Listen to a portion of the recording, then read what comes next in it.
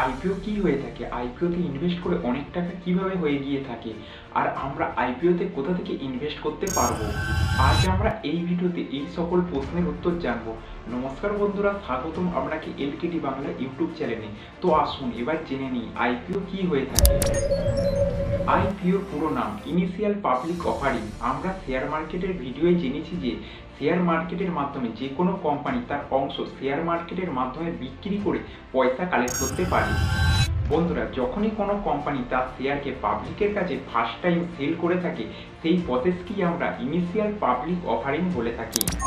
Company অনেক কারণের জন্য আইপিও বাজারে নিয়ে আসতে থাকে, যেমন বিজনেসকে এক্সপ্লেন করার জন্য, পুরনো লোনকে শোধ করার জন্য, এবং নতুন প্রোডাক্ট ও সার্ভিস লঞ্চ করার জন্য, বা অন্য কোনো কোম্পানিকে কেনার জন্য। আসুন দেখে নিই কোনো কোম্পানি কিভাবে তার আইপিও নিয়ে আসে। বন্ধুরা, যখনই কোনো কোম্পানি আইপিও নিয়ে আসার প্ল্যান করে, তখন তাকে একটি ডিটেলস ডকুমেন্টস বানাতে হয়, যেখানে কোম্পানির সমস্ত ডিটেলস হয়ে থাকে, যেমন company history, financial details, future plan ইত্যাদি। এই ডকুমেন্টকে টিআরএইচপি বা ট্রাফ রেট হিয়ারিং প্রসিডিওর বলে থাকে। কোম্পানি এই ডকুমেন্ট সেবির কাছে সাবমিট করতে হয়ে থাকে। সেবি একটি সরকারের অংশ যা স্টক মার্কেটকে রেগুলেট করে থাকে।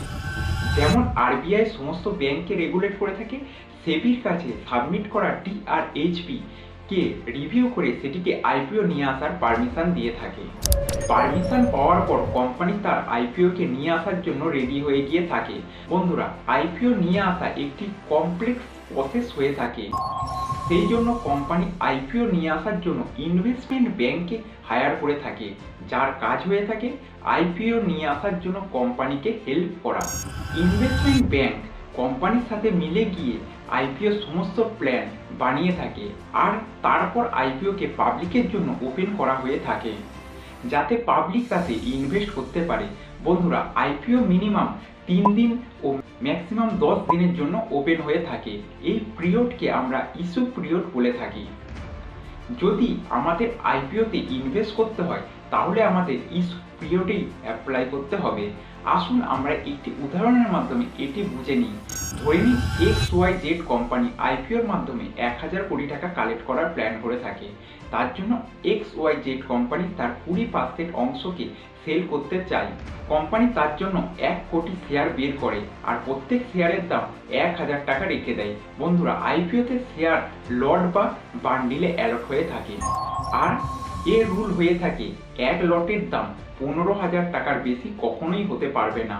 এমনভাবে এক লটে কত শেয়ার থাকবে সেটি একটি শেয়ারের কত দাম তার উপর ডিসাইড হয়ে থাকে।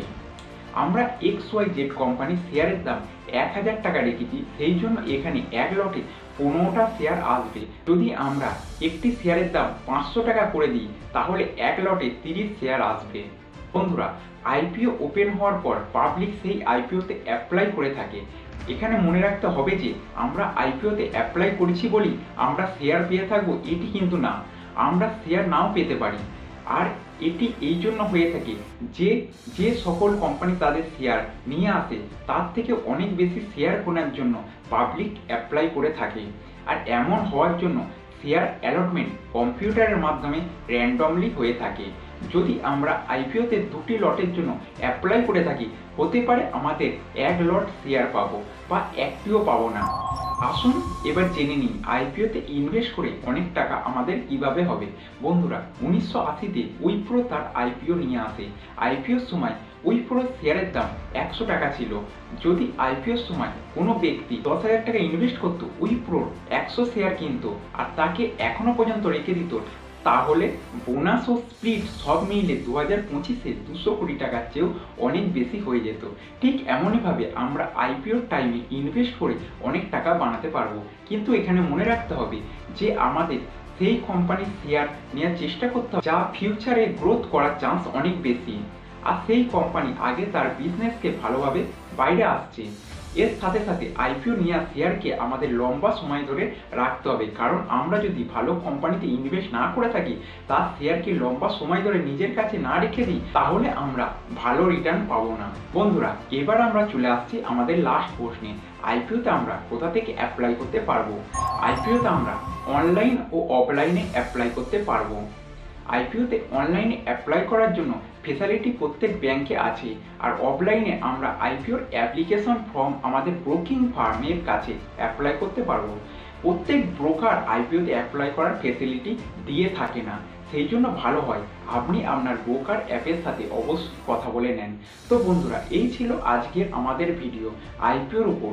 এখানে আমরা জানলাম আইপিও কি হয়ে থাকে, আইপিওতে ইনভেস্ট করে আমরা কিভাবে অনেক টাকা পেয়ে থাকবো, আর আইপিওতে কোথা থেকে ইনভেস্ট করতে পারবো। আর যদি আপনার এই ভিডিও পছন্দ হয়ে থাকে তাহলে অবশ্যই এই ভিডিওকে একটি লাইক, আর আপনার যদি এই ভিডিও সম্বন্ধে কোনো প্রশ্ন থাকে তাহলে কমেন্টে অবশ্যই জানাবেন। আমি আপনার প্রশ্নের উত্তর অবশ্যই দেব। ধন্যবাদ বন্ধুরা ভিডিওটি লাস্ট পর্যন্ত দেখার জন্য। নমস্কার।